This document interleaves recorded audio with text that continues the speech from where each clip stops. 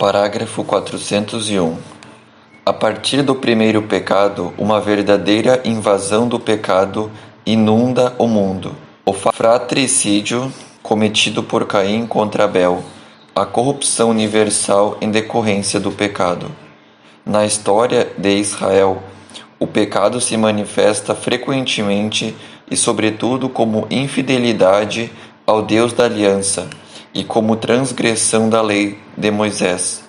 Mesmo após a redenção de Cristo, o pecado se manifesta de muitas maneiras entre os cristãos. A Escritura e a tradição da Igreja não cessam de recordar a presença e a universalidade do pecado na história do homem.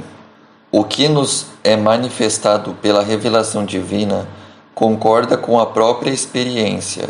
De fato, o homem, olhando para seu coração, descobre-se também inclinado ao mal e mergulhado em múltiplos males que não podem provir de seu Criador, que é bom. Muitas vezes, recusando-se a reconhecer Deus como seu princípio, o homem destruiu a devida ordem em relação ao fim último e, ao mesmo tempo, toda a sua harmonia consigo mesmo, com os outros homens e com as coisas criadas. Consequências do pecado de Adão para a humanidade. Parágrafo 402. Todos os homens estão implicados no pecado de Adão. São Paulo o afirma.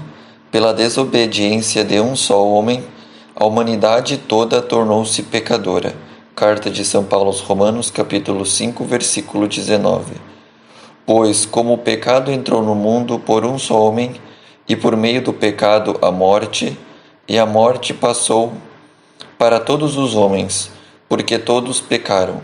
Carta de São Paulo aos Romanos, capítulo 5, versículo 12. A universalidade do pecado e da morte o apóstolo opõe à universalidade da salvação em Cristo.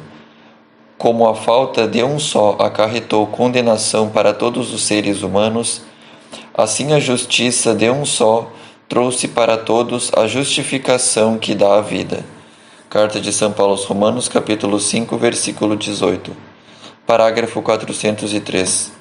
Seguindo o pensamento de São Paulo, a Igreja sempre ensinou que a imensa miséria que oprime os homens e sua inclinação para o mal e para a morte são incompreensíveis, a não ser referindo-se ao pecado de Adão e ao fato de que ele nos transmitiu um pecado que por nascença nos afeta a todos e é morte da alma.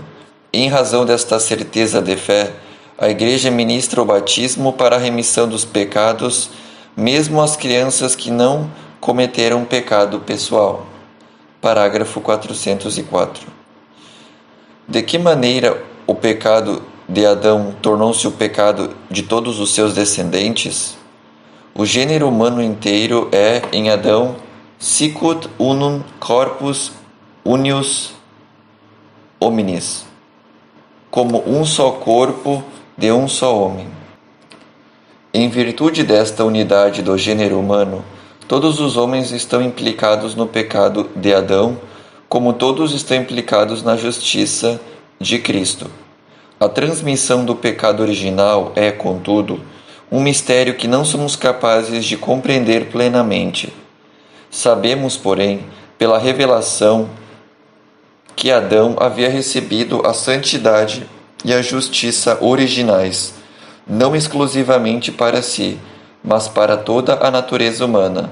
Ao cederem ao tentador, Adão e Eva cometem um pecado pessoal, mas este pecado afeta a natureza humana, a qual eles transmitirão em um estado decaído. É um pecado que será transmitido por propagação à humanidade inteira, isto é, pela transmissão de uma natureza humana privada da santidade e da justiça originais.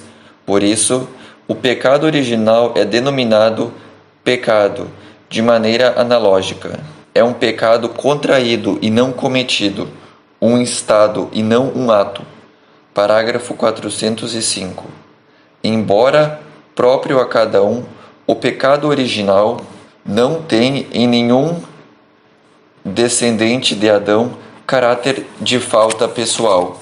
Consiste na privação da santidade e da justiça originais. Mas a natureza humana não está totalmente corrompida. Ela está ferida em suas próprias forças naturais, submetida à ignorância, ao sofrimento e ao poder da morte, e inclinada ao pecado. Esta propensão ao mal é chamada concupiscência. O batismo, ao conferir a vida da graça de Cristo, apaga o pecado original e faz o homem voltar para Deus.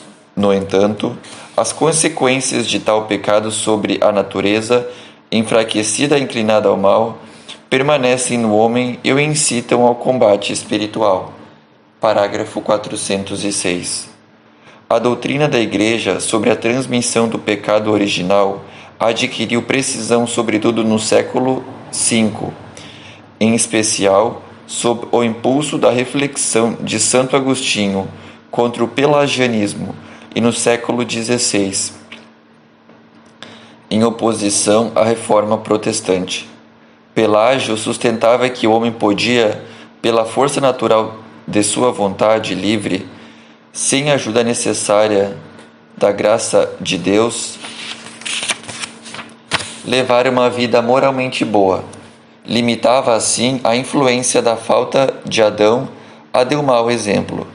Os primeiros reformadores protestantes, ao contrário, ensinavam que o homem estava radicalmente pervertido e sua liberdade anulada pelo pecado original. Identificavam o pecado herdado por cada homem como a tendência ao mal, concupiscência, que seria insuperável. A Igreja pronunciou-se especialmente sobre o sentido daquilo que foi revelado no tocante ao pecado original no Segundo Concílio de Orange, em 529, e no Concílio de Trento, em 1546. Um duro combate. Parágrafo 407. A doutrina sobre o pecado original, ligada estritamente à doutrina da redenção realizada por Cristo, propicia um olhar de lúcido discernimento sobre a situação do homem e de sua ação no mundo. Pelo pecado dos primeiros pais, o diabo adquiriu certa dominação sobre o homem, embora este permaneça livre. O pecado original acarreta a servidão debaixo do poder daquele que tinha o império da morte, isto é, do diabo. Ignorar que o homem tem uma natureza ferida, inclinada ao mal, dá lugar a graves erros no campo da educação, da política, da ação social e dos costumes. Parágrafo 408. As consequências do pecado original e de todos os pecados pessoais dos homens conferem ao mundo, em seu conjunto, uma condição pecadora, que pode ser designada com a expressão de São João. O pecado do mundo. Evangelho segundo São João, capítulo 1, versículo 29. Com esta expressão, se quer expressar também a influência negativa que exercem sobre as pessoas as situações comunitárias e as estruturas sociais que são fruto dos pecados dos homens. Parágrafo 409. Esta situação dramática do mundo, que inteiro está sob o poder do maligno, primeira carta de São João, capítulo 5, versículo 19, faz da vida do homem um combate. Uma luta árdua contra o poder das trevas perpassa a história universal da humanidade. Iniciada desde a origem do mundo, vai durar até o último dia, segundo as palavras do Senhor. Envolvido nesta batalha, o homem deve lutar sempre para aderir ao bem. Ele não pode alcançar sua unidade interior senão com grandes esforços e com o auxílio da graça de Deus. 4. Não o abandonaste ao poder da morte. Parágrafo 410. Depois da queda, o homem não foi abandonado por Deus.